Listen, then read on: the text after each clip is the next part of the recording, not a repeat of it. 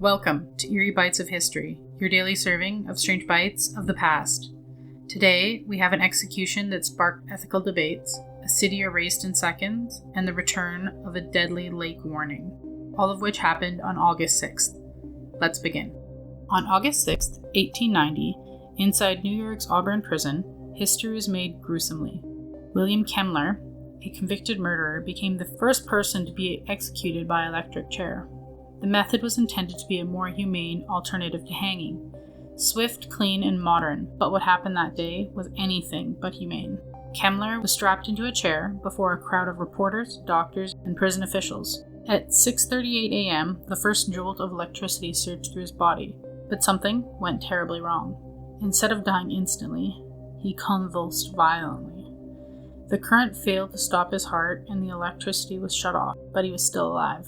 Panicked, officials recharged the generator and hit him with a second, longer jolt. This time, his flesh began to burn. The stench of scorched skin filled the chamber, and blood vessels ruptured beneath his skin.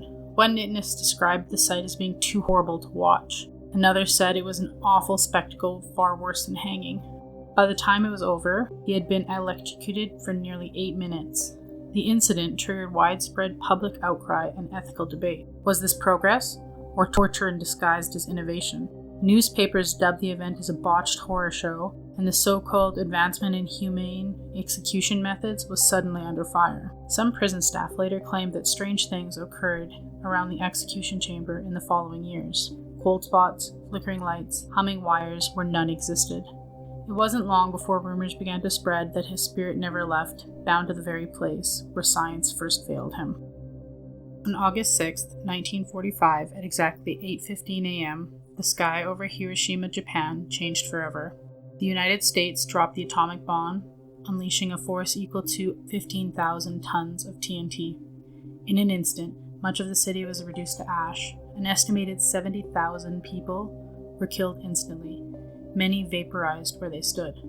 Buildings collapsed, fires erupted, and the mushroom cloud rose over the city like an ominous warning to the rest of the world. Those who survived, known as hibakusha, described strange and haunting sensation: a flash of intense blue-white light, a deafening roar of the explosion, suffocating heat that caused their skin to peel from their bodies like wet paper. Some wandered the ruins in shock, their bodies burned beyond recognition. One survivor recalled looking at a woman's face, realizing that she had no eyes. And then there was the silence. An eerie quiet settled over the city in seconds after the blast, before it gave way to the rising sound of agony and cries for help. One of the most haunting aspects would be what the bomb left behind: atomic shadows.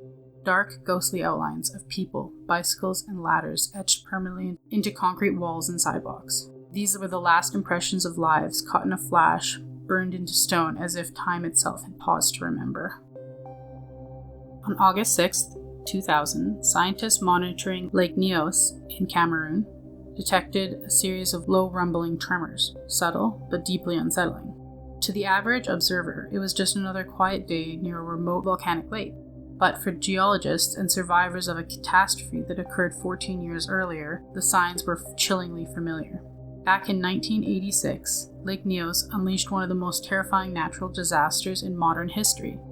Without warning, the lake suddenly erupted a massive cloud of carbon dioxide, an invisible gas heavier than air. It rolled silently across nearby villages, suffocating over 1,700 people and thousands of livestock in mere minutes. Victims were found laying peacefully as if they've simply fallen asleep. There was no signs, no heat, no explosion, just a deadly breath from the earth itself. So, when the seismic tremors returned on August 6, 2000, fear spread that another CO2 buildup was occurring. Villagers, scientists, and emergency officials braced for the worst. Had the Earth reset its deadly timer? Thankfully, no eruption occurred, but the event reignited fears about what lurks beneath the surface of that deceptively calm lake.